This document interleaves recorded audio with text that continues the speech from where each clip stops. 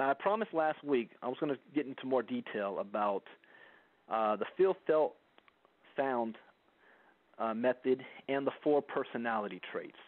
Because when you're recruiting, you have to understand, it's also a psychological game, not just a numbers game. Yeah, it's a numbers game, but if you want to increase your odds, increase the results you're going to get from the numbers game, this is a step you want to master. Now, before I say this step, what do I mean by a numbers game? I'm going to give you one little key here that if you follow this method, you will be successful at no matter what you do. Here it is, as far as a numbers game. You expose your opportunity to at least 2 people a day for a year. If you do so, you're going to end up with at least over 40 personally sponsored people in your business.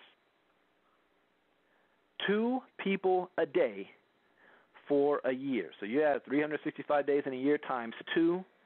You're ending up with 40 personal. That means you got a whole of a lot of no's, right? That's a lot of people that said no. 600-something people that said no to you.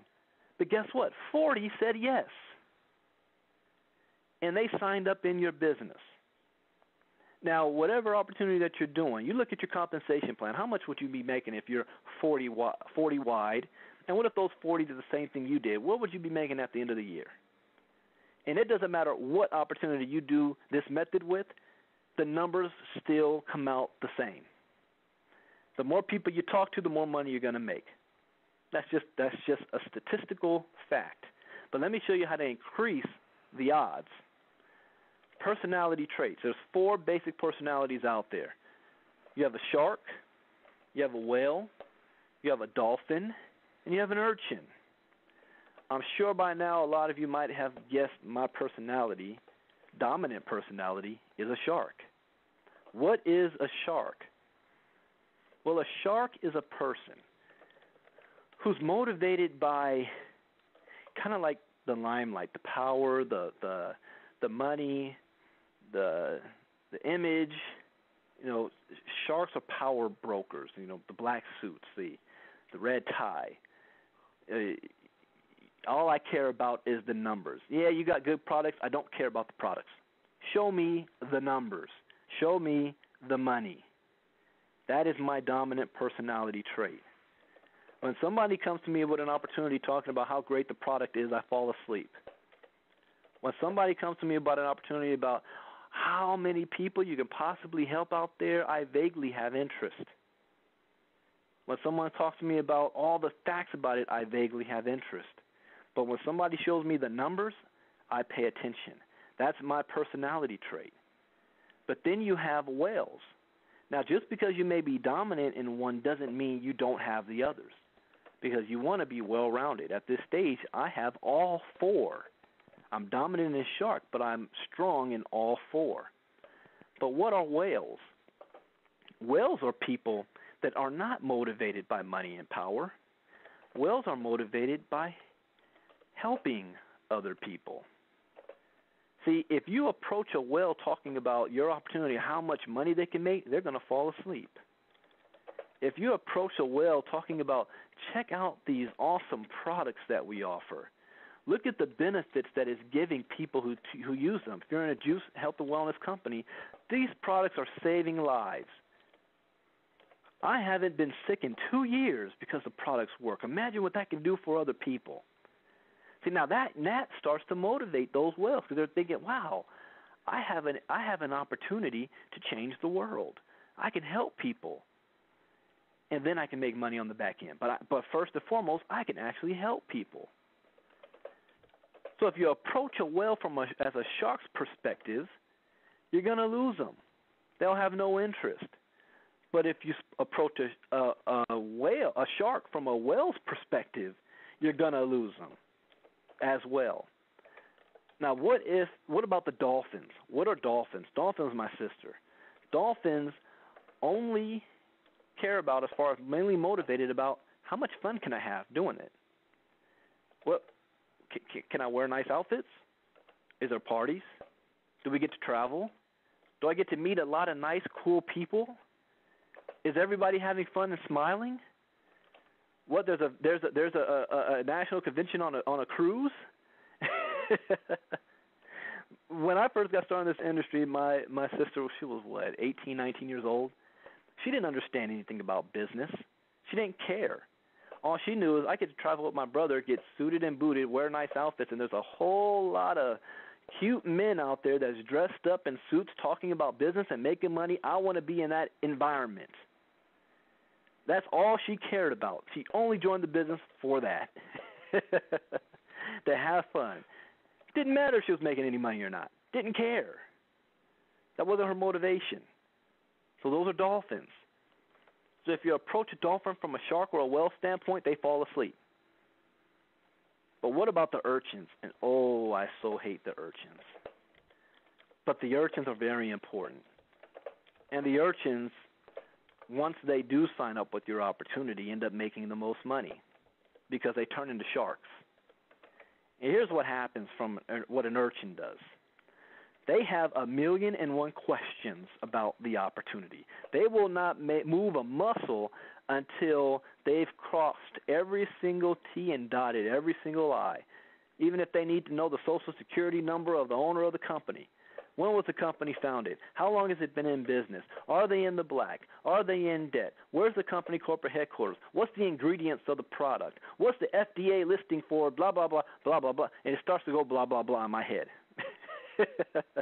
Because a lot of times they're not asking questions that they need to know the answer. They ask questions just to ask questions to satisfy their own, need to ask questions.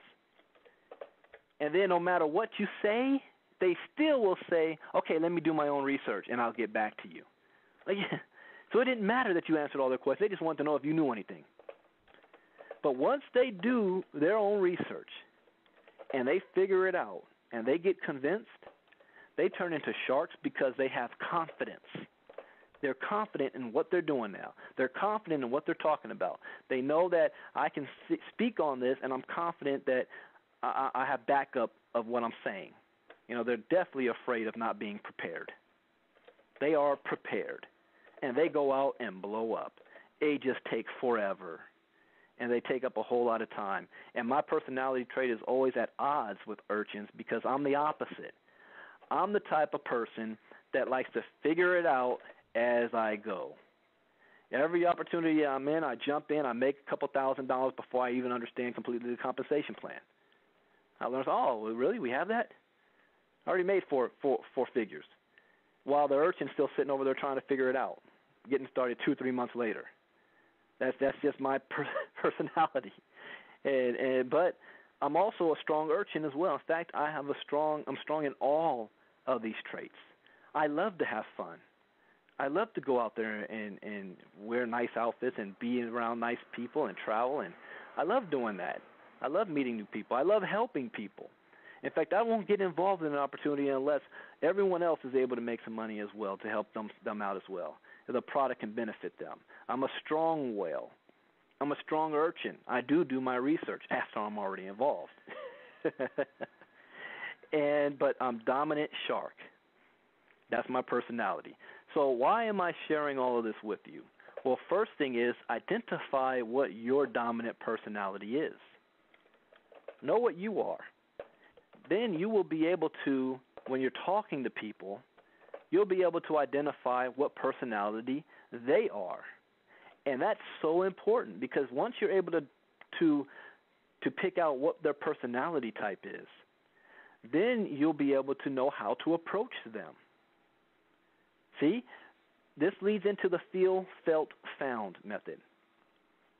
Because when you're talking to people and you're listening to them, and this is the thing, most people never listen. God gave us 2 ears and a mouth. Use it in that proportion. So when you're talking to people, let them do all the talking. The person who's doing the most talking always loses. Always. Let them do all the talking. You'll find out later that they think that you're the greatest conversationalist and you didn't even say anything. You listen because people love to talk and they love to talk about themselves. What most people do in a two-way conversation is they wait for the other person to shut up so that they can get their point of view in. Scratch that out of your brain and actually listen to what they're saying. They're going to tell you everything about themselves and what they want. And you can tell that they're well. Then you can say, you know what, in our opportunity, we're able to help so many people. We're able to help change lives. That's going to pique their interest. Their guard goes down. When they're talking about, oh, yeah, I want to be a millionaire before I'm 40. Yeah, and our opportunity, our compensation plan is so great that you can be making six figures a month before the year is out. When you're talking to somebody that's an urchin, you say, you know what, this company made $500 million in just a few years off the real estate division alone. This company has a great foundation, international, multiple industries under one roof, or whatever company you're in. You start giving the facts, undeniable proof. That starts getting the urchin's attention. But here's the feel, felt, found method, and I don't think I need to make a slide for that for next time. The feel, felt, found method is just this. Every single politician in the world has mastered this. Priests, bishops have mastered this. All people of influence have mastered this. I learned it over 10 years ago from a gentleman named Steve Carter, who is the #1 money earner in a company called 5 Links. He's the first time I heard this method from, but I've heard it from many people since then. But he was the first, and it really stuck to me. See, when you're having a conversation with people and you're just asking them, you ask them questions. So what's going on in your life? Where do you see yourself 5 years from now? What are you doing? They'll tell you. They'll tell you all their problems and troubles. It's amazing.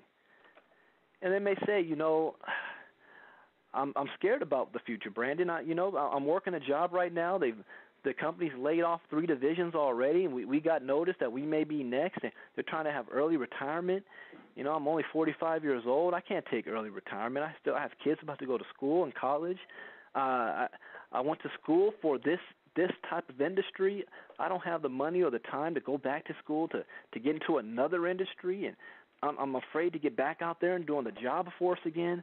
My future's uncertain, and it keeps me up late at night, and it's bothering my health. So when you hear that, instead of saying, wow, you really need to get into my business, because if you get into my business, we can solve those problems, the answer's going to be no. But if you say this, I understand exactly what you're going through. What does Bill Clinton always say? I feel your pain. He's able to connect to people. That's why he was so successful. I feel your pain. I understand. I'm listening to you. I'm taking in what you're saying to me and processing it.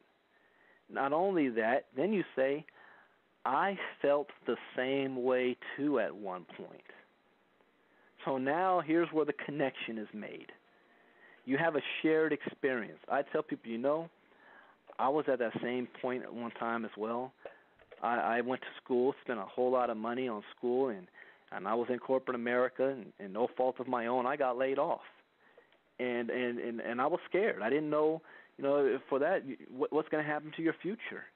Your future is uncertain. So not only do I understand what you're saying, but I went through the same thing. Now, let's say you didn't go through that experience. I guarantee you know somebody whose story is similar. So when you say, I understand, I feel your pain because I have a friend or I have a buddy or I know somebody in my company who went through the same thing you did. The connection's there. Then here comes the solution. Instead of saying, I have a solution for you, you say, here was the solution for me. Or here is what the solution was for my friend who was in the same position as you. We found out that we got part of this one opportunity. And very quickly, we were able to match the income we were making on our job. So we didn't lose a beat in income. In fact, after a couple of years, this gentleman is making more money than he ever made on his job working from home. He's able to pay for his kids to go to school. He's able to fund his own retirement. He's not worried about getting laid off. And he found his way out. Now, psychologically, the other person that you're talking to, see, people like to buy. They don't like to be sold. So they're listening to this and say, wait, if their situation was the same as mine, and they found a solution, that means that solution may work for me. So you know what comes out of their mouth next? Well, what is it that they're doing? Or what is it that you do? Tell me a little bit about it. See, the guard is down. I said, well, I'd be happy to tell you about it. In fact, I'd be happy to introduce you to that person who has a similar background as you. This is why it's also important to know who your team members are. That's why our team calls are so important, so that you can hear other people's story. Because I guarantee you, you're going to run into something similar out there and that you can share. It's very, very important. This is what separates individuals who can sponsor 15 to 20 to 100 people than other people who can only sponsor 2 or 3. This is what separates the Richard Trotters, the Sheila McNeils, from everybody else. Feel, felt, found. People like to buy, they don't like to be sold. Know their personality traits.